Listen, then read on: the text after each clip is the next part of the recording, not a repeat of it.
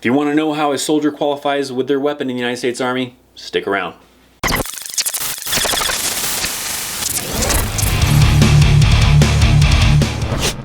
What's up, friends? The topic of this video is weapon qualification in the United States Army, and that's what I'll be talking about. Now, it is also important to know that soldiers may have different weapons that are assigned to them. They may have something like a 240 Bravo, maybe a saw, maybe a 9mm pistol, maybe an M4, and in fact, the M4 is the most common one that a soldier is going to be assigned that they will have to qualify with. Now, a soldier will be required to qualify with whichever of those weapons that they are assigned to, but the M4 is the most common one that a U.S. Army soldier would be assigned with, so that is what I'll be covering in this video, is qualification with the M4 rifle.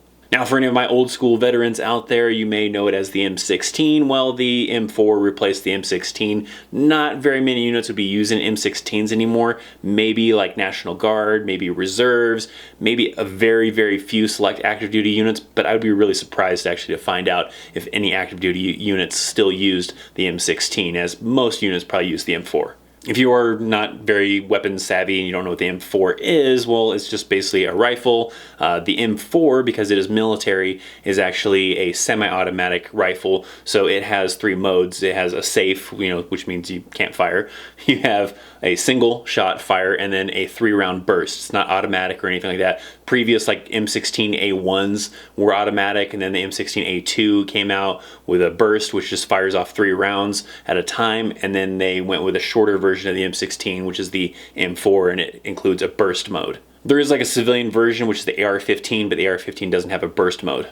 Also, the caliber that is used in the AR-15 is a little bit different than the military version. The military version uses a 5.56 round. It's a little bit different. I forget what the civilian AR-15 one uses, a 223, I think it is, or something.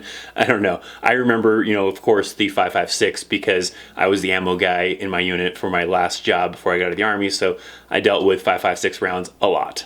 So let's break down what it is like for a soldier to have to qualify with the M4 rifle. So soldiers are usually issued the same M4. It is stored in the arms room. That is their assigned M4. Commonly, it just stays that way. That is their M4. They usually have like a weapons card that has the serial number and everything for that M4. And then when they go to check out that M4, they present that weapons card a lot of times. And then the armor will go in and grab that weapon or whatever. And that's sometimes how a lot of units do it. Other units may have different formats, but that's the format I'm used to, is having a weapons card to draw your M4 out of the arms room.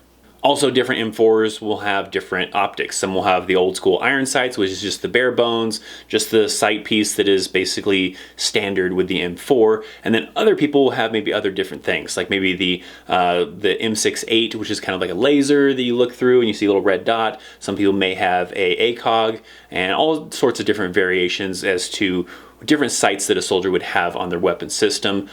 Typically, maybe they'll have like ACOGs for leadership, maybe for NCOs, and then other soldiers will either have like iron sights or the M68, but units will kind of vary with that based on position and who gets what and what they have on their weapon, but they also get to use that to help them qualify. Whatever sight system they have on the M4 rifle, they will get to utilize while they qualify with their weapon. So if they have an ACOG, that gives them a little bit extra zoom, probably get a little bit extra advantage, and if you're just stuck with iron sights, you don't get as much of an advantage that a soldier who has an ACOG on their M4 gets.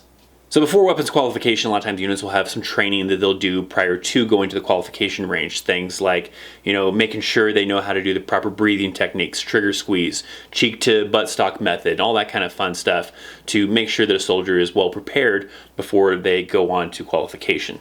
And then the day of qualification, usually you go and you check out your weapon from the arms room. Some units will do a road march out to the qualification range. Other units might just take a bus out to the qualification range. It may vary maybe based on where the qualification range is at and what type of unit you're in. So the soldiers will show up to the qualification range. Now this is pretty much an all-day event. It's kind of 3 events usually that you're kind of doing, which is zeroing, qualification, and then night fire. So first let's talk about zeroing the M4. So this is usually a separate range typically from the qualification range. Maybe it's somewhere nearby, but they'll have like a paper target out on a stand and you're firing rounds at that target to make sure that your sights are dialed in properly. Some units maybe do it a little bit differently, but you'll basically be maybe like in a supported position with your M4, either laying on the ground or inside of a foxhole based on how the range is at. And then they have some non-commissioned officers, usually there are safeties that are there to kind of coach you as you're making sure to zero your weapon. So you fire some rounds at this paper target. Usually it's 3 rounds, maybe it's 6 rounds. It kind of may vary based on how they kind of want to do it for their standards. Typically, I've usually done it where it's firing 3 rounds at the target. After everybody's fired their 3 rounds at the target, then everybody together as one moves up to their target and checks it out to see how their shot group looks. So the important thing is, before you start dialing in your sights, is making sure you have a tight shot group, making sure the 3 rounds are somewhere, very close together. If they're all over the place, then you got to work on trigger squeeze or your breathing or something. Something is not lining up to have a good shot group, because that is the main important thing, is to have that good shot group. So if the rounds are all over the place, you might have to start over and try it again, and someone will coach you to making sure you're doing things right. But if you have a good shot group, then they can look at that, where those rounds are landing on the target and make some adjustments. Maybe moving the sights to the left, to the right, up, down, whatever it needs to be, until we get to the center mass of that target. Because when you're firing at that target, soldiers are aiming for the center of that silhouette.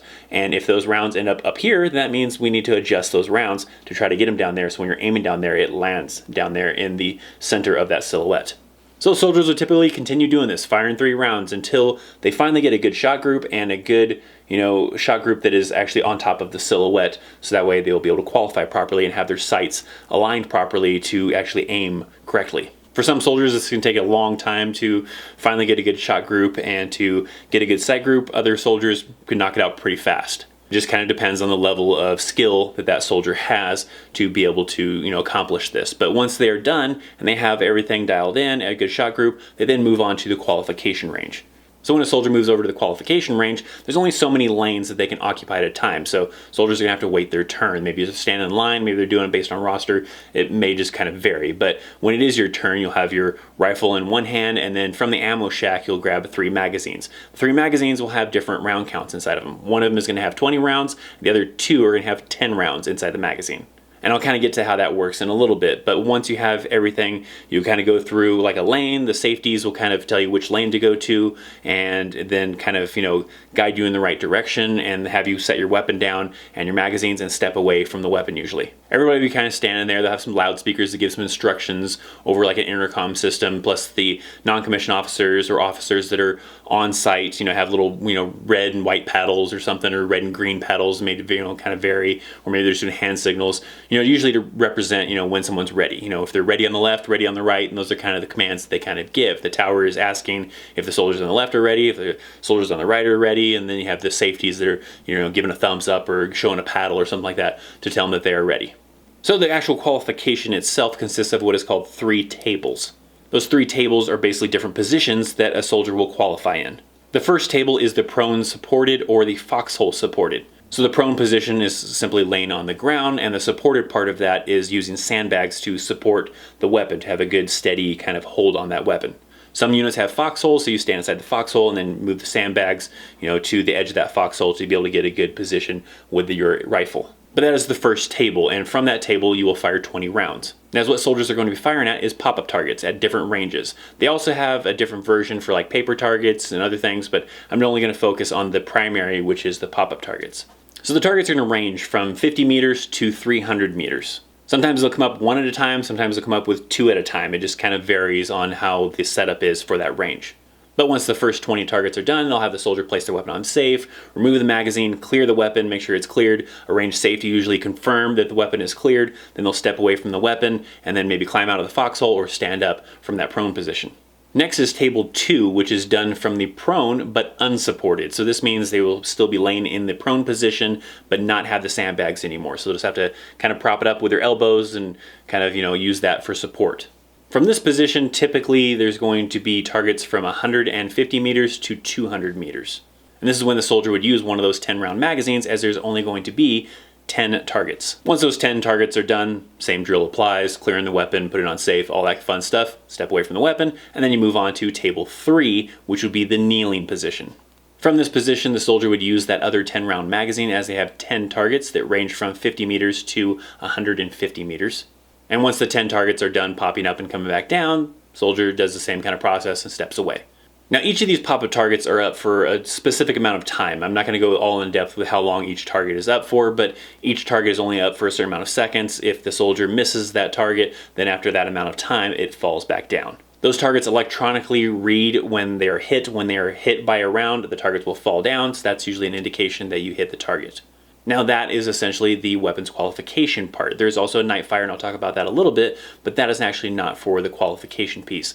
This part with the pop-up targets and the 3 tables is the qualification piece to qualify that individual. The Army is also looking into changing the way the qualification course works, so I won't be talking about that. This is the most current qualification range that they currently use. They are also testing another version that includes like reloading on the go, maybe a little bit of movement and all sorts of different things. But this is the basic one that the Army currently uses, and maybe eventually they might change this to another format.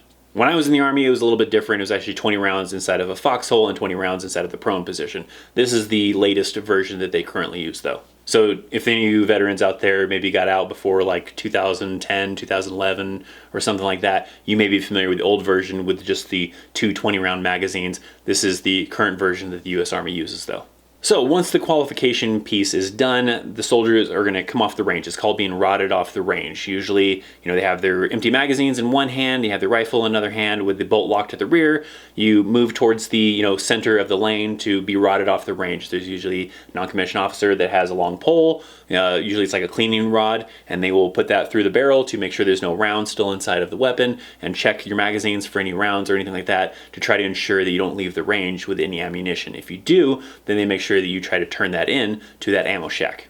From there, you'll usually find out your results. Either they'll read it off over the loudspeaker, somebody will come down from the tower with a grading sheet or something along those lines to be able to give people their results. So there are 4 results that a soldier could possibly receive. The first result is if that soldier fails. If they hit 22 targets or less, then they failed to qualify and they may have to do some remedial training and attempt again to re-qualify. And that process could continue multiple times. If a soldier is really struggling to meet those standards and to qualify, they may have to try to keep on going back and forth multiple times in that day to try to get it right and try to actually qualify. The next standard is the minimum standards to actually qualify with the M4. Now, the standards do vary based on different types of qualifications, like you're doing a paper targets, but I'm talking about, again, the pop-up targets. So for the minimum, it's going to be at least 23 to 29 targets. If a soldier hits either 23 or somewhere in between 23 and 29, they qualify as a marksman, and they will be able to wear the marksman badge on their Army service uniform. The next level would be between 30 and 35 targets that were hit, and that would be a sharpshooter. And then the highest level that a soldier could get is 36 to 40 targets, which is qualified as expert.